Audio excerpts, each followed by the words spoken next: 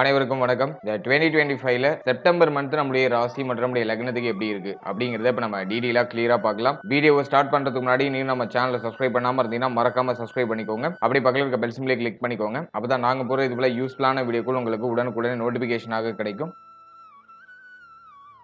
இப்போது 7வது ராசியா வரக்கூடியது துலாம். துலாம் ராசி மற்றும் துலாம் லக்னத்தை சேர்ந்தவர்களுக்கு இந்த செப்டம்பர் மந்த் எப்படி இருக்கு அப்படிங்கறத பாக்குறதுக்கு முன்னாடி இந்த செப்டம்பர் மந்த்ல பிளானட்டரி பொசிஷன்லாம் எப்படி இருக்கு, கிரகங்கள்லாம் எந்தெந்த இடங்கள்ல டிராவல் பண்ணுது அப்படிங்கறத நம்ம இப்போ டீடைலா கிளியரா பார்க்கலாம். முதலாவது அந்த மாதத்தை பொறுத்த வரைக்கும் நம்முடைய ராசிக்கு 5ஆம் இடத்துல ராகுவுடைய சஞ்சாரம். குரு பார்வையில ராகு இருக்கிறதுனால அது மேஜரா ட்ரபிள் கொடுக்கறது இல்ல. இருப்பினும் 5ல இருக்கிற ராகு ஒரு சில விஷயங்கள்ல ஏற்றத்தாழ்வுகளை கொடுக்கும். நான் அதை அடுத்தது உங்களுக்கு எக்ஸ்பிளைன் பண்றேன். அடுத்து உங்களுடைய ராசிக்கு 6ஆம் இடத்துல சனி பகவான் வக்ரத்துல டிராவல் பண்றாரு. இது கொஞ்சம் குற்றமான அமைப்பு தான். 6ல சனி பகவான் டிராவல் பண்றது நல்லது, ஆனா வக்ரம் ஆகுறது சில நிலைகள்ல குற்றமான அமைப்புகளை கொடுக்குது. அடுத்தது நம்முடைய ராசிக்கு 9ஆம் இடத்துல குரு பகவானுடைய சஞ்சாரம். 9ஆம் இடத்துல குரு பகவான் டிராவல் பண்றது ரொம்ப நல்ல அமைப்பு தான். குருபலம் பொருந்திய ஒரு காலகட்டம் அப்படின்னு நம்ம எடுத்துக்கலாம். அடுத்து நம்முடைய ராசிநாதன் சுக்கிரன் அவர் போயிட்டு 10ஆம் இடம் ஜீவனஸ்தானத்துல மிக சாதகமா டிராவல் பண்ணிட்டு இருக்காரு. அதுவும் நமக்கு நல்ல அமைப்பு தான். அடுத்து 11ஆம் இடத்துல சூரியன் புதன் கேதுடைய காம்பினேஷன். இது 11ஆம் இடத்துல இருக்கிறதுனால இதுவும் நமக்கு நல்ல பலன்களை தான் கொடுக்கும். அடுத்தது 12ஆம் இடத்துல செவ்வாய் உடைய சஞ்சாரம். செவ்வாய் 12ல டிராவல் பண்றது சில நிலைகள்ல விரைய அமைப்புகளை ஏற்படுத்தினாலும் அது பெருசா நமக்கு பாதிப்புகளை கொடுக்கறது இல்ல.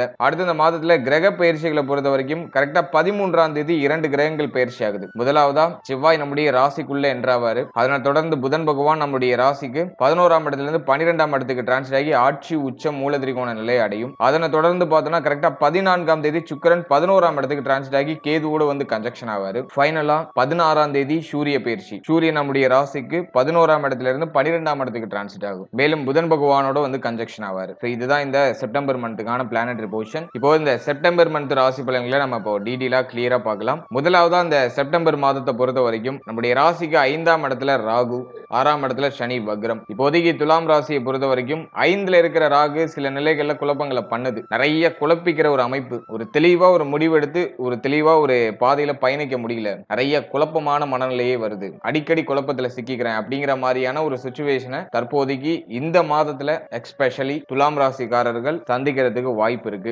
5ல ராகு இருக்கிற வரைக்கும் புத்தி தெளிவில்லாத ஒரு அமைப்பு இருக்கும். ஏதோ ஒரு மாதிரி குழப்பத்திலேயே திரும்ப திரும்ப போய் மாற்ற மாதிரியான ஒரு அமைப்பு வரும். அதே மாதிரி 5ஆம் இடத்துல ராகு இருக்கிறப்போ குழந்தை பாக்கியம் பிள்ளைகள் சார்ந்த விஷயங்கள ஒரு சில ஏற்றத்தாழ்வுகள் இருக்கும். குரு பார்வையில் இருக்கிறதுனால எல்லாம் இப்ப நியூட்ரலா இருக்கு. அதை நான் ஒரு பாசிட்டிவா சொல்லுவேன். இருப்பினும் ஒரு சிலருக்கு பிள்ளைகள் குழந்தை பாக்கியம் இது சார்ந்த விஷயங்கள ஒரு சில ஏற்றத்தாழ்வுகளை சந்திச்சிருப்பாங்க. ஆல்ரெடி பிள்ளைகளால ஒரு சில மன உளைச்சல், பிள்ளைகளுடைய எதிர்காலம் பற்றிய கவலைகள் இதெல்லாம் மேலோட்டமா இருக்கும். குரு பார்வையில இருக்கிறதுனால இப்போதைக்கு இந்த மாதத்துல உங்களுக்கு மேஜரா அந்த ட்ரபிள கொடுத்துறாது. பிள்ளைகளால ஒரு விதத்துல மகிழ்ச்சி, ஆனந்தம், பிள்ளைகள் சார்ந்த வகையில இருந்த குழப்பங்களுக்கு ஓரளவுக்கு நிவர்த்தி, அதெல்லாம் ஓரளவு பாசிட்டிவ் ரிசல்ட் காமிக்குது. அடுத்தது குழந்தை பாக்கியத்தை பொறுத்த வரைக்கும் தடை தாமதத்தோட குழந்தை பாக்கியத்துல சுப செய்திகள் கிடைக்கும். அது மேஜரா ட்ரபிள் கொடுத்துறாது. இந்த மாதத்தை பொறுத்த வரைக்கும் குரு பலமும் உங்களுக்கு நல்லா இருக்கு அப்படிங்கிறதுனால குழந்தை பாக்கியத்துல தடை தாமதத்தோட சுப செய்திகளை எதிர்பார்க்கலாம். அடுத்து காதல் உறவை திருமண உறவா கன்வெர்ட் பண்றது இது சம்பந்தமான விஷயங்கள ஒரு சில குழப்பத்தன்மைகள்லாம் இருக்கு. காதல் உறவே இப்போ ஒரு மாதிரி டெல் அடிச்ச மாதிரி தான் போகும். அந்த அளவுக்கு பாசிட்டிவா இல்ல. காதல் உறவு சார்ந்த விஷயங்கள நிறைய மன வருத்தங்கள் கலக்கங்கள்லாம் இருக்கும். அதுல எந்த விதமான மாற்று கருத்தும் இல்ல. ஏன்னா 5ஆம் இடத்துல ராகு இருக்கிற வரைக்கும் காதல் உறவு சார்ந்த விஷயங்கள ஒரு மாதிரி குழப்ப அமைப்புகளை கொடுக்கும். அதனால காதல் உறவு சார்ந்த விஷயங்களை இந்த நேரத்துல நிதானமா டிராவல் பண்ண வேண்டியது அவசியம். அடுத்தது நம்ம பாக்குறது 6ஆம் இடத்துல சனி பகவான் வக்ரம். 6ல சனி பகவான் இருக்கிறது ஸ்தானபல அமைப்பு. ஆனா வக்ரமா இருக்கிறது ஒரு மாதிரி எதிர்ப்பு தன்மையை கொடுக்கும். உங்களை யாராச்சும் எதிர்க்கிற மாதிரியான ஒரு அமைப்புகளை கொடுக்கும். மறைமுக எதிரிகளால தொந்தரவுகளை கொடுக்கும். அடுத்தது ரொம்ப முக்கியமா ஹெல்த். இந்த மாதத்துல கொஞ்சம் ஹெல்த் ரீதியா கொஞ்சம் ஏற்றத்தாழ்வுகள் இருக்கலாம். அதனால உடல் ஆரோக்கியம் சார்ந்த விஷயங்கள கொஞ்சம் கவனமா இருக்கணும். அடுத்து கடன் தொந்தரவு துலாம் ராசிக்கு கொஞ்சம் இருக்கிறதுக்கு வாய்ப்பு இருக்கு. ஏன்னா 6ஆம் இடத்துல சனி வக்ரம் ஆகும்போது கடன் சார்ந்த விஷயங்களை ஒரு மாதிரி இடர்பாடுகளை கொடுக்கும். கடன் சார்ந்த சிந்தனைகளை கொடுக்கும். உனக்கு கடன் வாங்குற எண்ணத்தை கொடுக்கும் அல்லது கடனால ஒரு மாதிரி மன உளைச்சலை கொடுக்கும். அது சார்ந்த விஷயங்கள் ஒரு மாதிரி பிரஷரான அமைப்பு இருக்கும். ஆனா அது வக்ர நிவர்த்திக்கு பிறகு சரியாயிடும். நவம்பர்ல வக்ர நிவர்த்தி ஆகுது. சோ அதன் பிறகு அது ஓரளவுக்கு நியூட்ரல் ஆயிடும். அதே மாதிரி கடன் வாங்குறது கடன் கொடுக்கிறது இதுல ரொம்ப கவனமா இருக்கணும். கொடுத்தல் வாங்கல் சார்ந்த விஷயங்களை கேர்ஃபுல்லா இருக்கணும். மற்றபடி எதுவும் மேஜரா நெகட்டிவா இல்ல. 9ஆம் இடத்துல குரு. குரு 9ல இருக்கிறது வந்து பார்த்தோன்னா, ஒரு வகையில நமக்கு நல்லதுதான். குரு நமக்கு வந்து விசேஷம் ஆதிபத்தியம் இல்லாத ஒரு கிரகம். 3, 6 கூடிய ஒரு கிரகம். அவர் போயிட்டு 9ல இருக்கிறது, தந்தை சார்ந்த விஷயங்கள்ல ஒரு மாரி கவலை உணர்வுகள குடுக்கும். தந்தையாரோட இது மாரி ஏதாச்சும் கருத்து போராட்டம் அல்லது தந்தை சார்ந்த நிலைகள் ஏதாச்சும் வருத்தம், தந்தையருடைய உடல் ஆரோக்கியத்துல ஏதாச்சும் ஏற்றத்தாழ்வு, இது சார்ந்த விதத்துல ஏதாச்சும் ஒரு மாதிரியான மாற்றத்த குடுக்கும். ஒரு மாரி குழப்பத்தன்மைகள குடுக்கும். குரு ஒரு இயற்கை சுபர் அப்படிங்கிறதுனால இது ஜாதகருக்கு நல்லத பண்ணிடும். ஒரு மேன்மை, ஒரு முன்னேற்றம், ஜாதகருக்கு சுப விசேஷம், சுப மாற்றம் நடக்கிறது. அதே மாதிரி உங்களுடைய ஃபேமிலியில ஏதாச்சும் சுப மாற்றம், சுப விசேஷம் நடக்கிறது. இது சார்ந்த வகையில ஒரு நல்ல மாற்றத்தை கொடுக்கும். ஆனா பாகியத்துல இருக்கிற குரு பகவான் தந்தை சார்ந்த விஷயங்கள்ல ஒரு மாதிரி ஏற்றத்தாழ்வுகளை பண்ணும். அதனால தந்தை சார்ந்த விஷயங்கள்ல கவனமா இருக்கணும். அவருடைய உடல் ஆரோக்கியம், உறவு நிலை இதுல எல்லாம் கொஞ்சம் கவனமா இருக்கணும். மற்றபடி இது உங்களுக்கு மேன்மையை கொடுத்துரும். 9ல இருக்கிற குரு பகவான் உங்களுடைய பெயர் புகழ் அதிகரிக்க வைக்கும். உங்களுடைய மதிப்பு மரியாதை இன்க்ரீஸ் ஆகும். ஸோ அதெல்லாம் நான் ஒரு பாசிட்டிவா சொல்லுவேன். நிறைய பேருக்கு தங்க அணிகலன்கள் வாங்குறதுக்கான வாய்ப்புகள் கிடைக்கும். புதுசா ஏதாச்சும் கோல்டு வாங்குறது அல்லது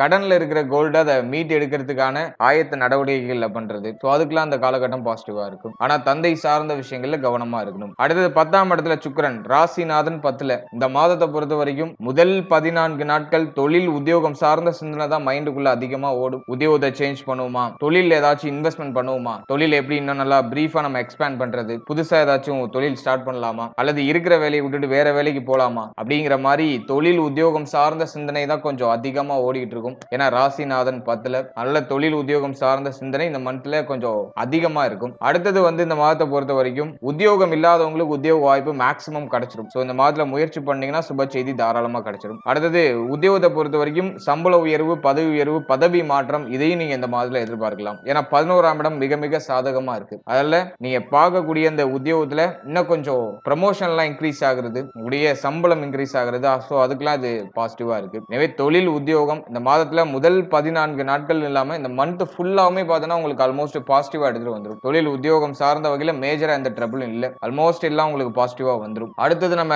மெயினா பாக்குறது வந்து பொருளாதாரம். பொருளாதாரத்தை பொறுத்த வரைக்கும் நல்ல பண வரவு இருக்கு. தேவைகள் எல்லாம் பூர்த்தி ஆகுது. ஆசைகள் எல்லாம் நிறைவேறுது. ரொம்ப நாளா நீங்க யோசிச்சு வச்சிருந்த, ரொம்ப நாளா நீங்க செய்யணும்னு நினைச்ச விஷயங்களை இப்ப செய்யறதுக்கான வாய்ப்புகள் கிடைக்குது. ஆனா 12ல இருக்கிற செவ்வாய் எவ்வளவு பணம் வந்தாலும் அதை செலவு பண்ணிக்கிட்டே இருக்கிற மாதிரியான ஒரு சிச்சுவேஷனை பண்ணும். கையில காசு நிக்க மாட்டேங்குது அப்படிங்கிற கம்ப்ளைண்டே இப்போ துலாம் ராசிக்காரர்கள் சந்திப்பாங்க. இந்த மாதத்துல முதல் 13 நாட்கள் செலவு கொஞ்சம் அதிகமா இருக்கும். செப்டம்பர்ல பொருளாதார ரீதியா முதல் 13 நாட்கள் கொஞ்சம் டஃபா போற மாதிரி இருக்கும். ஆனா மாதத்தோட செகண்ட் ஹாஃப்ல எல்லாம் நியூட்ரல் ஆயிடும். அதன் வகையில இதை நான் பாசிட்டிவா பாக்குறேன். செலவுகள் இந்த மாதத்துல கொஞ்சம் கூடவே இருக்கும். அதுக்கு தகுந்த மாதிரி உங்களுடைய ஷெட்யூல்லாம் நீங்க பிளான் பண்ணிக்கணும். அடுத்தது நம்ம பாக்குறது திருமண முயற்சி, திருமண வாழ்க்கை. திருமண முயற்சி, திருமண வாழ்க்கையை பொறுத்த வரைக்கும் மாதத்தோட ஃபர்ஸ்ட் ஹாஃப் காட்டிலும் செகண்ட் ஹாஃப் ரொம்ப நல்லா இருக்கு. திருமண முயற்சி நீங்க பண்ணிட்டு இருக்கீங்கன்னா இந்த மாதத்துல 13ஆம் தேதிக்கு மேல சுப செய்திகளை எதிர்பார்க்கலாம். சோ அது நான் ஒரு பாசிட்டிவிட்டி உங்களுக்கு கொடுக்குறேன். ஏன்னா வந்து 7ஆம் அதிபதி ஜென்மத்துக்கு வராரு, குரு பார்வையில வந்துடுறாரு. இதெல்லாம் ஒரு நல்ல ஒரு அமைப்பு. அதனால 13ஆம் தேதிக்கு மேல, எக்ஸாக்டா சொல்லணும்னா 15ஆம் தேதிக்கு மேல திருமண முயற்சிகளை சுப செய்திகளை எதிர்பார்க்கலாம். அடுத்து திருமண வாழ்க்கையை பொறுத்த வரைக்கும் இந்த மாதத்துல ஃபர்ஸ்ட் ஹாஃப் முதல் 15 நாள் வாழ்க்கை துணையோட கொஞ்சம் மிஸ் அண்டர்ஸ்டாண்டிங்கா போற மாதிரி இருக்கும். அதே மாதிரி வாழ்க்கை துணையால அதிகமான செலவுகள் ஏற்படுற மாதிரி இருக்கும். ஆனா செகண்ட் ஹாஃப்ல எல்லாமே நியூட்ரல் ஆயிடும். வாழ்க்கை துணையோட ஏற்பட்ட அந்த கருத்து போராட்டம் பிரச்சனை எல்லாம் சரியாகி இப்ப வாழ்க்கை துணை மேல பாச பிணைப்பு எல்லாம் இன்க்ரீஸ் ஆக ஆரம்பிக்கும். 15ஆம் தேதிக்கு மேல இந்த சேஞ்சஸ் எல்லாம் சிறப்பான முறையில உண்டு. அதுல திருமண முயற்சி, திருமண வாழ்க்கையில மாதத்தோட ஃபர்ஸ்ட் ஹாஃப் காட்டிலும் செகண்ட் ஹாஃப்ல நல்ல ஒரு ரிசல்ட் கொடுக்குது.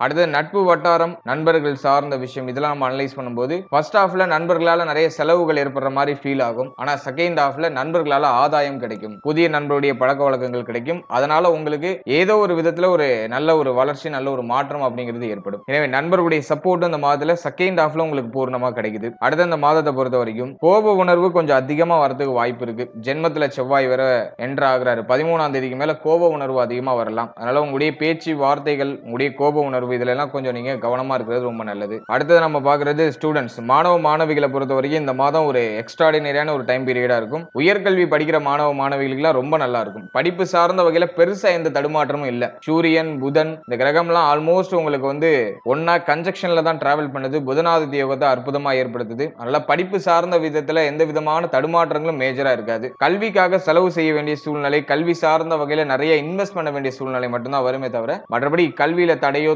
தாமதமோ தடுமாற்றமோ எதுவும் இல்ல. படிப்பு சார்ந்த விஷயங்கள்ல நிறைய பாசிட்டிவ் ரிசல்ட்லாம் உண்டு. அடுத்தது நம்ம மேஜரா பார்க்கிறது தாய் தந்தையார். தந்தை சார்ந்த விஷயங்கள என்டையரா நம்ம கவனமா இருக்கணும். தாயார் சார்ந்த விஷயங்களை பொறுத்த வரைக்கும் முதல் 14 நாட்கள் மட்டும் கொஞ்சம் டஃபா போகும். தாயாருடைய உடல் ஆரோக்கியம், மன ஆரோக்கியம், தாயார் சம்பந்தப்பட்ட விஷயங்கள்ல கொஞ்சம் கவனமா இருக்கணும். ஆனா 15ஆம் தேதிக்கு மேல தாயாருடைய சப்போர்ட்லாம் பரிபூர்ணமா உங்களுக்கு கிடைச்சிடும். சோ அதெல்லாம் நான் ஒரு பாசிட்டிவா சொல்றேன். அடுத்தது வந்து பார்க்கும்போது மாதத்தோட ஃபர்ஸ்ட் ஹாஃப்ல ஃபேமிலில நிறைய கமிட்மெண்ட் இருக்கும். ஃபேமிலில ஒரு மாதிரி பிரஷரான அமைப்பு இருக்கும். குடும்பம் சார்ந்த விஷயங்கள்ல ஒரு மாதிரி கவலை உணர்வுகள்லாம் இருக்கும். குறிப்பா பொருளாதாரம் சார்ந்த கவலை உணர்வு மாதத்தோட ஃபர்ஸ்ட் ஹாஃப்ல இருக்கும். ஆனா அதெல்லாம் செகண்ட் ஹாஃப்ல டோட்டலா சரியாயிடும். அதனால எதை நினைச்சு ஓவரா குழப்பிக்க வேண்டாம். ஃபைனலா உடல் ஆரோக்கியம் சார்ந்த விஷயங்களை பொறுத்த வரைக்கும் கவனம் தேவை. ஹெல்த்ல கொஞ்சம் நீங்க எக்ஸ்ட்ரா கேர் எடுத்துக்கிறது நல்லது. மேஜரா ட்ரிபிள கொடுத்துறாரு. ஆனா 6ஆம் இடத்துல சனி வக்ரமா இருக்கிறதுனால சின்ன சின்ன மைனரான இஷ்யூஸ் ஏதாச்சும் கொடுக்கலாம். குறிப்பா சளி தொந்தரவு அதிகமா இருக்கிறதுக்கு வாய்ப்பு இருக்கு. அதே மாதிரி இந்த மாதத்துல வயிறு சம்பந்தப்பட்ட பிரச்சனை, கார உணர்வுகளை அதிகமா சாப்பிடுறதெல்லாம் கொஞ்சம் கம்மி பண்ணிக்கோங்க. வயிறு சார்ந்த பிரச்சனை, செரிமானம் சார்ந்த பிரச்சனைகள்லாம் இந்த மாதத்துல இருக்கலாம். வாயு தொந்தரவு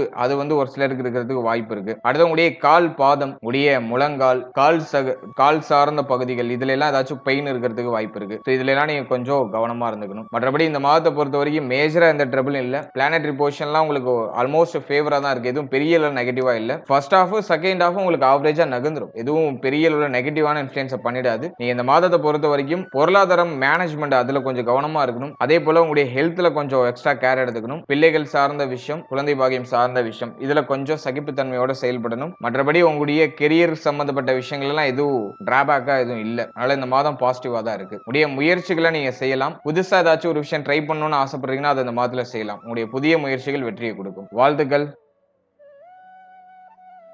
இப்போ நீங்க இதுவரைக்கும் பார்த்த அந்த பொது பலன்கள் அப்படிங்கிறது ஒரு கோச்சார பலன்கள் தான். இது உங்களுடைய ஜனனகால ஜாதகத்துல நடக்கக்கூடிய தசா புக்தி அந்தரம் பிளஸ் உங்களுடைய ஜனனகால ஜாதகத்துல இருக்கக்கூடிய அந்த பிளானட்டரி பொசிஷன் இதை பொறுத்து ஒரு சில ஏற்றத்தாழ்வுகளை சந்திக்கும். எனவே 100% பிரிடிக்ஷன் எடுக்கிறதுக்கு உங்களுடைய ஜனனகால ஜாதகத்தை ஆய்வு பண்றது நல்லது. உங்களுக்கு இப்போ என்ன தசா புக்தி நடந்துட்டு இருக்கு, அது யோக தசையா அவயோக தசையா? யோக தசையா இருந்துச்சுன்னா அந்த 7.5 சனி பிளஸ் வந்து இந்த நெகட்டிவான இன்ஃபுளுன்ஸ் பண்ணக்கூடிய இந்த கோச்சார கிரகங்களுடைய பாதிப்பு உங்களுக்கு பெரிய அளவுல இருக்காது. அதுவே அவயோக தசையா இருந்துச்சுன்னா அந்த கோச்சாரத்துல சொல்லப்பட்டிருக்க அந்த நெகட்டிவான இன்ஃப்ளூயன்ஸ் உங்களுக்கு அதிகமா இருக்கும். இதுதான் பாயிண்ட். அதனால உங்களுக்கு நடக்கிறது யோக தசையா அவயோக தசையா, இந்த கோச்சாரம் உங்களுக்கு எவ்வளவு பர்சன்டேஜ் வந்து உங்களுக்கு இம்பாக்ட் பண்ணும் அப்படிங்கறத உடைய தசாபுக்தி அந்தரம் பிளஸ் உங்களுடைய ஜாதகத்துல சனி எந்த இடத்துல போஷன் ஆயிருக்காரு பிளஸ் வந்து மற்ற கிரகங்கள்ல எந்தெந்த இடங்கள்ல போஷன் ஆயிருக்கு அதை பொறுத்து ஒரு சில ஏற்றத்தாழ்வுகளை சந்திக்கும். எனவே உங்க ஜனனகால ஜாதகத்தை கொஞ்சம் அண்டர்ஸ்டாண்ட் பண்ணிட்டு இந்த கோச்சாரத்தை நீங்க எடுத்து சூப்பர் கம்போஸ் பண்ணும்போது உங்களுக்கு ஒரு தெளிவு இன்னும் கொஞ்சம் அதிகமான புரிதல் அப்படிங்கிறது கிடைக்கும். எனவே உங்களுடைய ஜனனகால ஜாதகத்தை உங்களுடைய குடும்ப ஜோதிடத்தை கொடுத்து